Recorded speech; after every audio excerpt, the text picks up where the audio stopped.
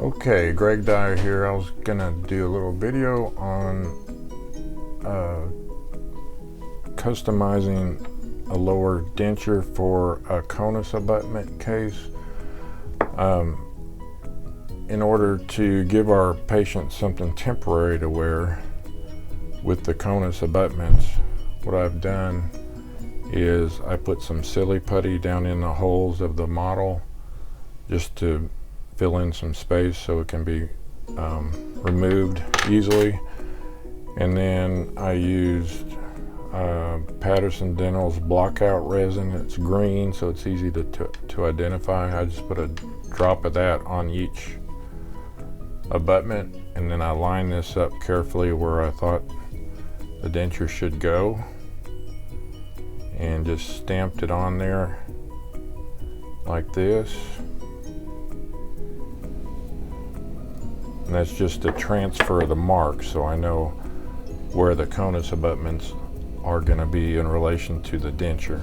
So after I do that, I'm going to cut holes in here that will accommodate the Conus abutment, and then once those holes are in there, then I'm going to fill those with a material called TAK, T-A-K, which is thermoplastic material, and we'll show that in a minute.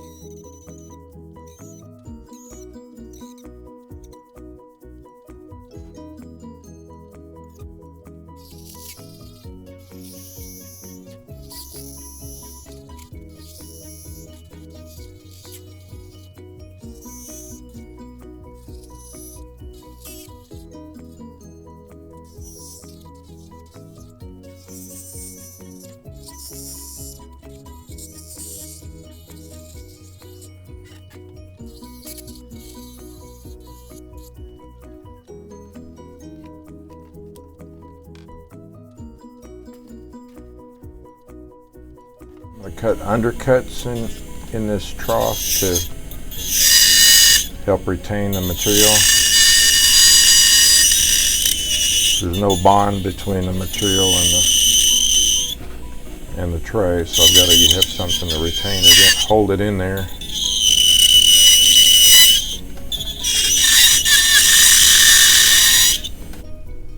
Okay, so I have the TAK thermoplastic material.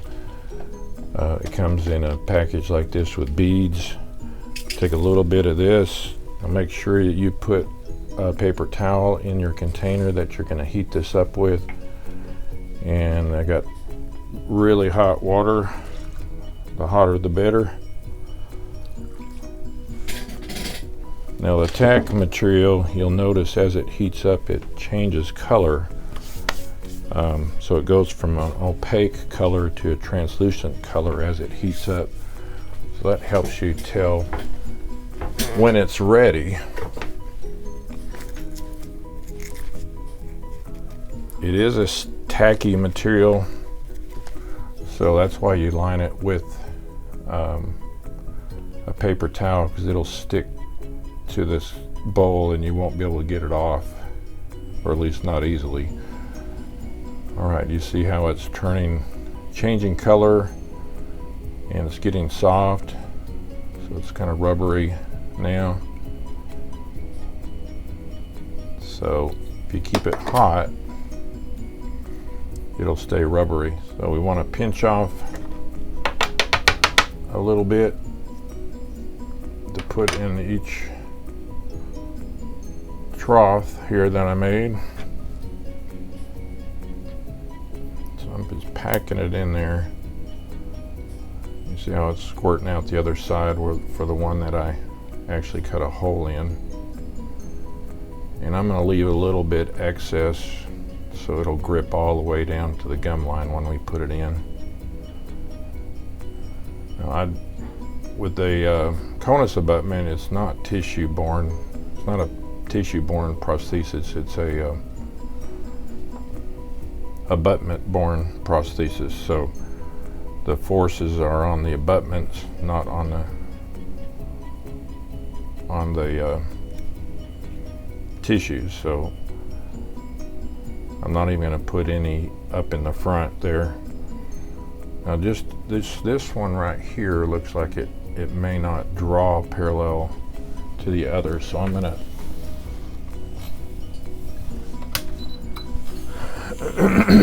cut a little bit more. Got to make sure the abutments will fit in here. Get the hot stuff out. Again, pack it in there. So the idea is this is a temporary denture for the patient to wear and try out while we're getting the permanent prosthesis constructed. So I'm going to leave it like that until we get to the patient's mouth, and then we'll get some some more really hot water, and then I'll show you how to fit it to the abutments when we get to that stage. Okay, before we get started, a couple of things I want to go over. This is all the materials that came from the lab. There's a steel bar. This bar goes into the, is actually going to become embedded in the denture. And you can see there's cap-shaped holes in there. And there's a little hole on each one. See if I can show you that. That little hole is an expression hole, so that's where the excess cement squirts out. So we're cementing on these little gold caps onto the bar. So, but before we get to that stage, we have to put each abutment, Conus abutment, on each implant in the mouth, and this is the jig that we use. Now the jig holds the 4 abutments in the proper orientation, and so we can move them to the mouth and screw them down. And I've got they're numbered by tooth number so that we can identify which one goes where.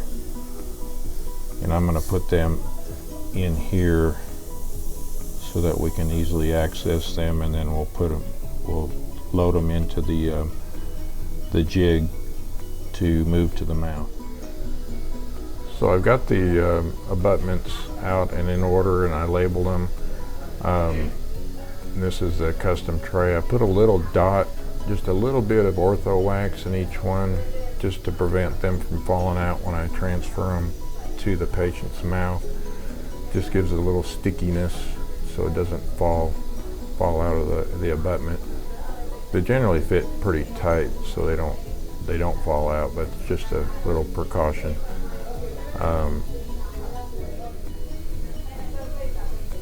Okay, so each abutment has a little divot in it. There's a little divot right there. That divot is supposed to line up with the hole. You press that in there. I'll go on to the next one. Find the divot, line it up. You see how I'm lining it up with that hole. Push it in. Again, line the divot up with the hole. push it in. This is real important because nothing will fit if you don't do this right. They have to be oriented in the proper orientation. Push that one in. Once I get the hole lined up, push that in snug. Now if you look at the bases, are parallel with one another, because that's where your retention comes from. It's designed so that the denture can only come out one direction, that's straight up. So the tops are parallel to one another by digitally on the computer, and then the way that when the denture comes out, it can only come out one direction straight up. So that's where a lot of your retention comes from. So that's ready for the patient. It's nice and tight, so I don't have to worry about them falling out when we put those abutments in. So you'll notice that these two posterior implants diverge quite a bit. So putting the abutments in on this jig is probably not going to work, because the implant's going to have to see at that angle, and if you're coming straight from above, it's not going to go in. So what I'm going to do is my normal way I do things is do the hardest first. So I'm going to go ahead and put this one in that's the hardest. So I'm going to go ahead and take these three out, and I'll get it in the general position, and then I'll put the jig back on it and see if we can line it up. I can't do that one by itself since it's at a divergent angle.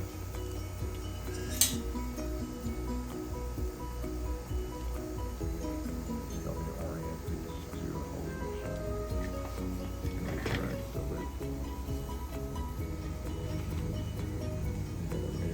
Yes.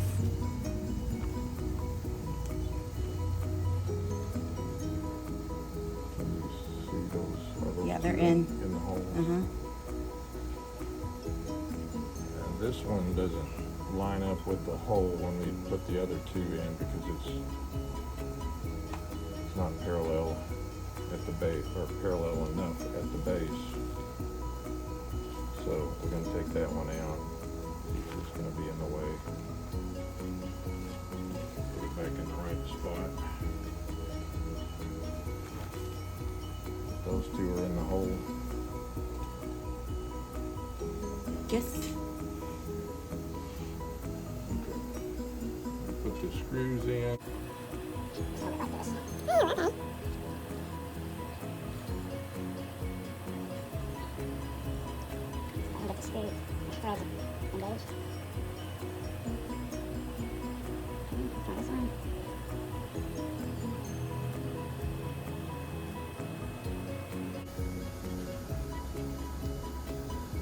The jig should come out easily because it's parallel on the top. So pop it straight out. Okay, so we got two placed and hand tightened.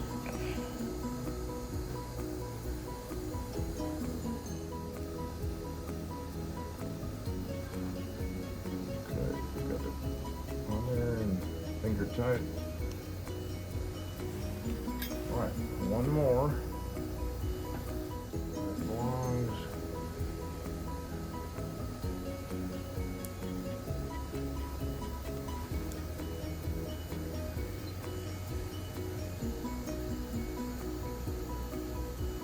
Drop it in.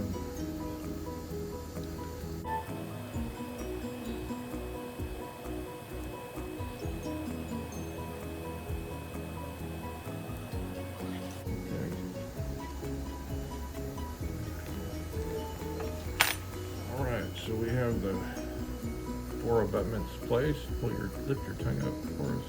There you go. There's 2 on that side and 2 on this side. You notice all four of them are parallel now.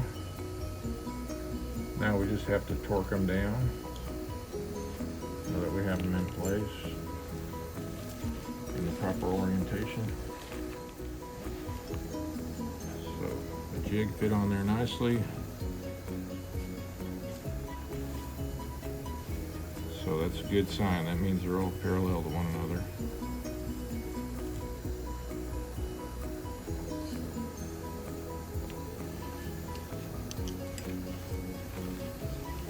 Okay.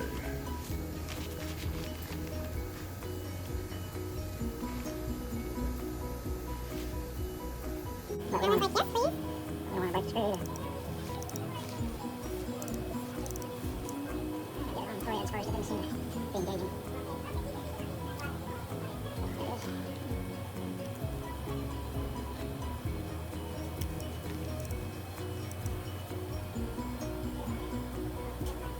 Is that 25? Mm-hmm. Let's go a little bit past 25, let's go about around 30.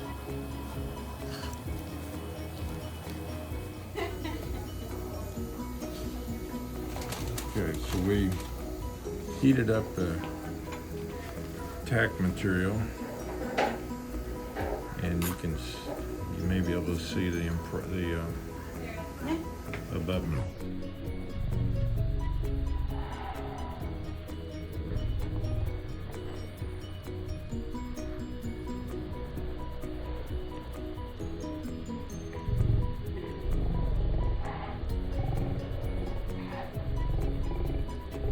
The tack material.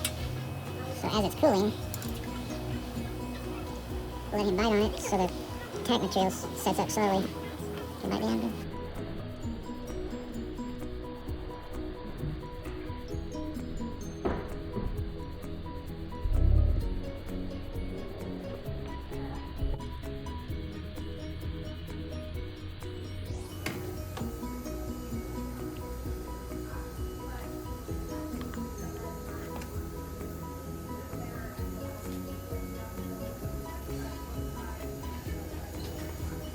Let it cool off.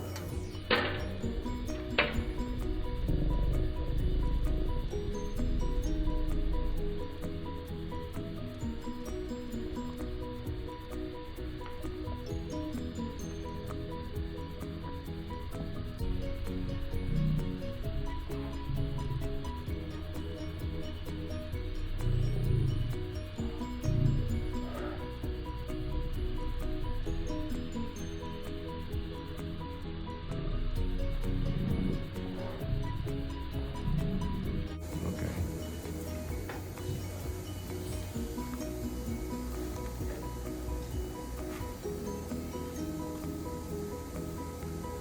Back down for me and squeeze into it.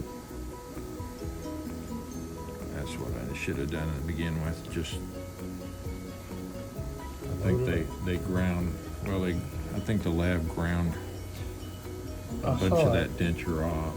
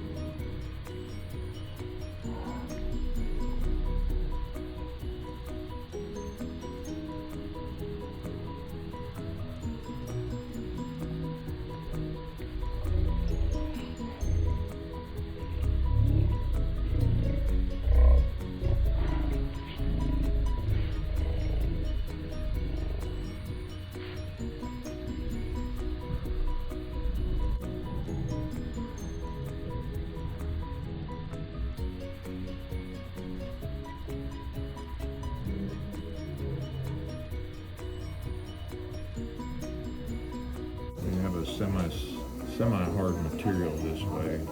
Once it cools off, it's pretty hard, but it's still flexible enough to go onto the implants, onto the abutments.